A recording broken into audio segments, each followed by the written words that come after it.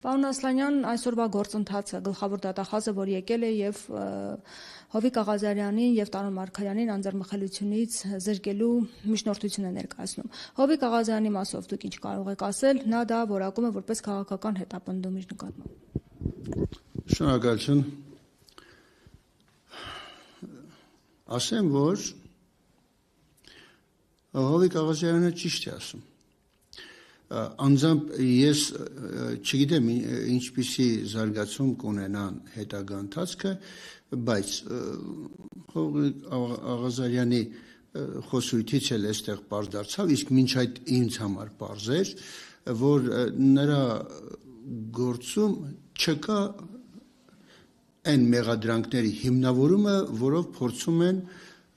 նրան, այսպես ասած, մեջտեղից հանել։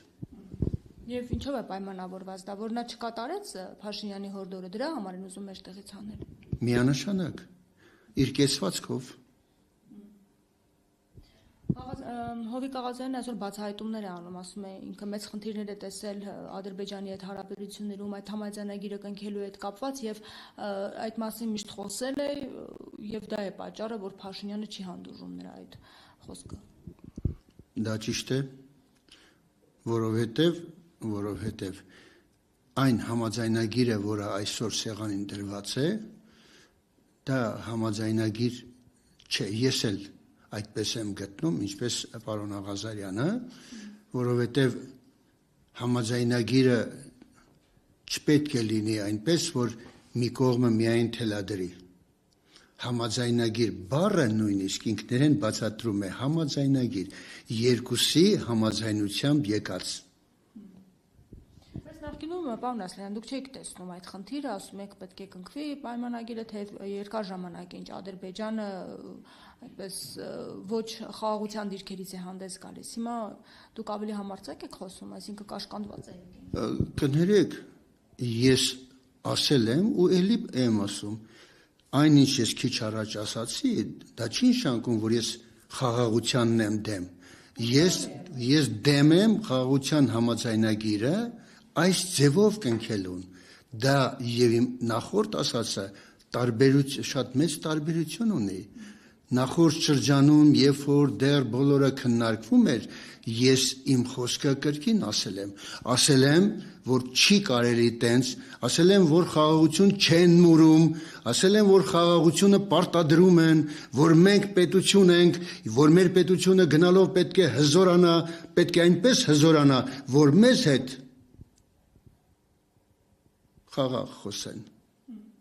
Պարոն Ասլանյան, վերադառնալով Հովիկ Աղազարյանի գործին, երկու գործ են ներկայացում, երկու մեղադրանք եւ կաշառքին է վերաբերում։ Բավականին խոշոր չափերի գումարների մասին է խոսքը։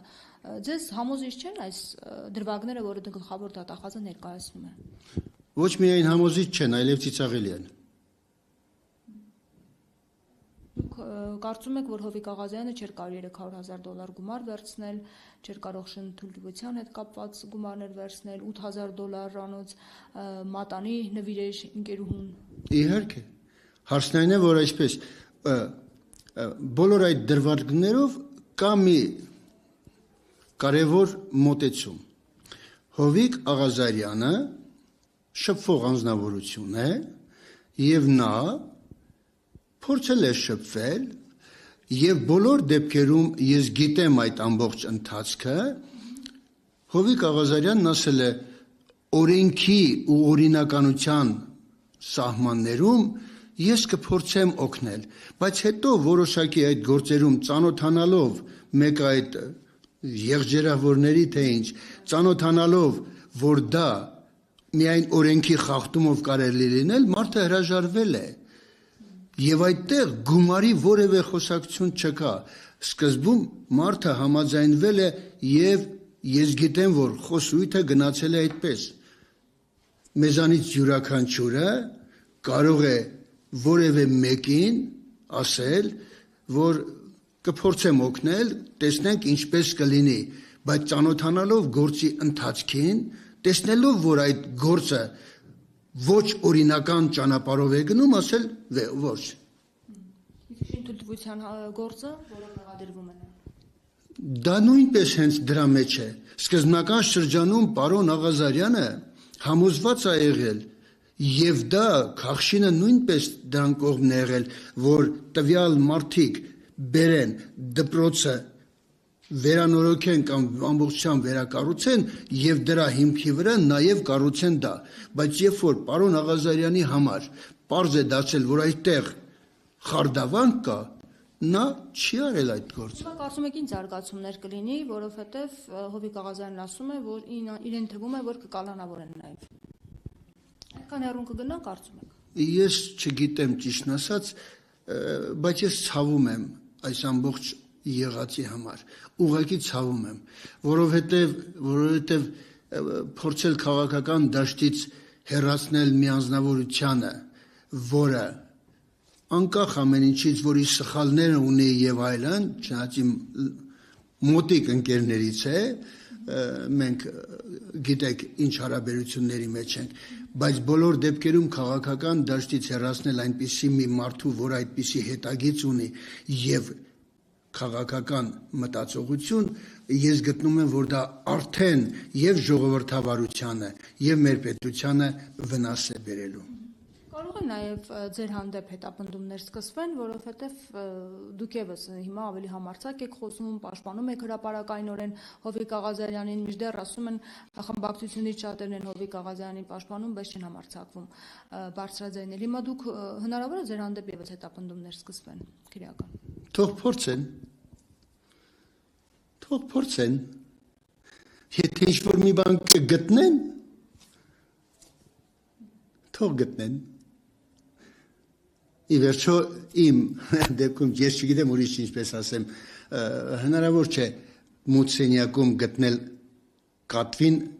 առավել եւս որ նա այնտեղ չկա։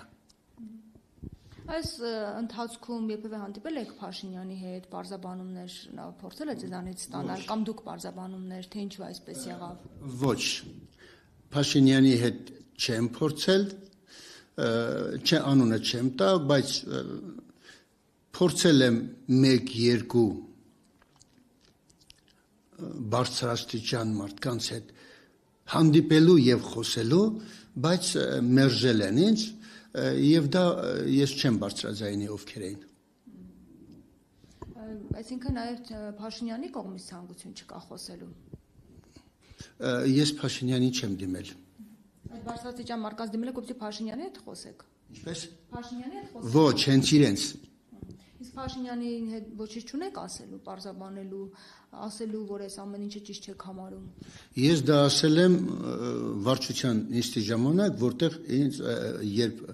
ինձ հեռացրեցին կուսակցությունից։ Հիմա կարծում եք, սա վախի մթնոլորտ ձևավորելու համար է արվում թիմում, խմբակցությունում, որպեսզի տեսնեն, թե տեսեք ինչ է լինում նրանց հետ, ովքեր Փաշինյանի հորդորը չեն կատարում եւ մանդատը չեն դնում։ Ձեզ համար պարզ չի, որ դա այդպես է։ Այդպես է։ Այո։ Ես նորից ասել եմ ու այստեղ քեզ մոտ էլ կասեմ, որ որպես պատմաբանի պատմությունը ցույց է տվել, բազմաթիվ տեղեր եմ ասել ես, պատմությունը ինչ է ցույց տվել։ Պատմությունը ցույց է տվել, որ եթե իշխանությունը գտնվում է մեկ մարդու ձեռքին, կամ մեկ կուսակցության ձեռքին, կամ մեկ խմբավորման ձեռքին, ի վերջո դա վերածվում է տոտալիտար, ավտորիտար իշխանության, եւ այդ իշխանությունը այլասերվում է։ Իսկ իշխանությունը ամենամեծ այլասերողն է մարդուն։ Իշխանությունը այնպիսի բան է, որ ամեն մեկը չի կարող դիմանկայել նրան։ Մի փոքրիկ բան հիշեցի հանկարծ։ 21 թվականի ընտրությունների ժամանակ, այսինքն շուրջ 4 տարի առաջ ընտրությունների ժամանակ հանդիպում էինք ունենում ես իմ մարտական ընկերներով եւ այլն ժողովրդի հետ եւ այնտեղ մի տիկին ինձ ասաց ինչ եք այս տարիքում հելել խառնվել երիտասարդներին թող երիտասարդները գան իշխանության եւ այդ երիտասարդները ասացի ինչու ասել դե նրանք մաքուր են կենսագրությունները մաքուր են եւ այլն ես ընդամենը մի բան ասացի սիտիկին Ես իհարկե ձեզ հետ համաձայն եմ, որ այդ երիտասարդները մաքուր են, բայց դուք որքանով եք համոզված, որ այդ երիտասարդները հենց այդ նույն մաքրությամբ կանցնեն փողի իշխանության փորձությունները, վերջի վերջո նրանք մաքուր էին մինչև այդ, որ Բան առաջվանը չէ այսինքն արդեն։ Ինչպես իհարկե ոչ։ Կոռուպցիա կա կարծում եք հիմա։ Ես չեմ կարող հստակ ասել, բայց այն, որ ԿՊ-ն հեղափոխական սկզբունքներից իրապես հեռացել է եւ դրա ռեալ ապացույցն այն է, որ պարոն Աղազարյանը եւ ես բացարձակապես ոչ մի սանտիմետր չենք հեռացել հեղափոխական սկզբունքներից եւ մեր նոր հիմնադրվող կուսակցության ծրագրում վերականգնել ենք այն բոլոր դրույթները, որոնք իշխանության գալուց հետո ԿՊ-ն իր կանոնադրությունից ու ծրագրից հանեց։ Հիմա հնարավոր է կուսակցության վրա եւս ճնշումներ լինի, Աղազյանին կալանավորեն եւ այլ գործընթացներ հաջորդեն։ Ինչ է լինելու կուսակցության ճակատագիրը, եթե կալանավորվի Հովիկ Աղազյանը։ Ես փոխնախագահ եմ, շարունակող կա։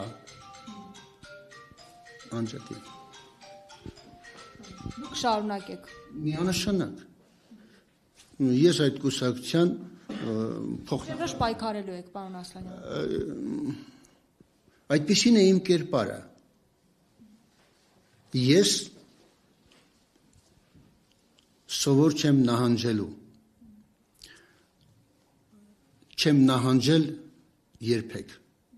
Հիմա կարծում եք միաձայն բոլորը կողմ կքվեարկեն։ Այդ չգիտեմ։ Գիտեք, չգիտեմ ինչպես ասել, օրինակ, լավ չեմ խոսի դրա մասին։ Դա կարող է ուրիշ ձև ընկալվել։ Դրա համար չուզեցի այդ մասին ասել։ Օրինակ պատգամավորներից ասում են, այո, մենք պետք է կողմ քվեարկենք եւ թույլ տանք, որպեսզի գործընթացը շարունակություն ունենա եւ հետո թող պարզվի, մենք դատավոր չենք, մենք ընդհանրապես թույլ ենք տալիս։ Դա իրենց մոտեցումն է։ Իսկ ես գտնում եմ, որ առանց այդ քննության էլ այդ ամբողջ գործառույթը թխված է։ Որոշված է, ասված է իրենց հրահանգված է, որ պետք է անպայման կողմ քվեարկեն, կարծում եք։ Ես չգիտեմ, ես խմբակցության անդամ չեմ, ես կուսակցության անդամ չեմ, չէ, ես իմ կուսակցության անդամն եմ։ Բայց հիմա նիստ է ընթանում, որոշում են հավանաբար քվեարկության հետ կապված խմբակցությունը։ Դա իրենց գործն է։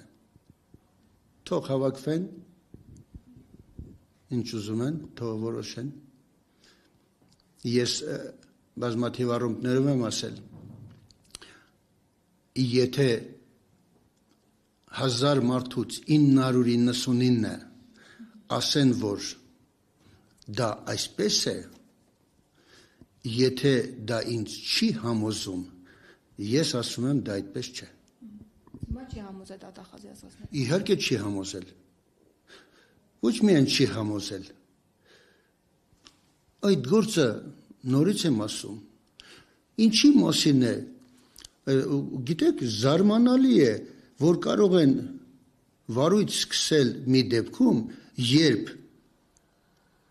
դրա հիմնական գործող անձանցից մեկը ինքը այսօր դատի տակ է։ Նրա ասածները ոնց կարող ես էնել խարդախության հոդվածով։ Ինչպես այդ դեպքում գլխավոր դատախազը նման միջնորդություններ կա, ասում հիմնավոր փաստեր չունենալով։ Իրեն հարցրեք։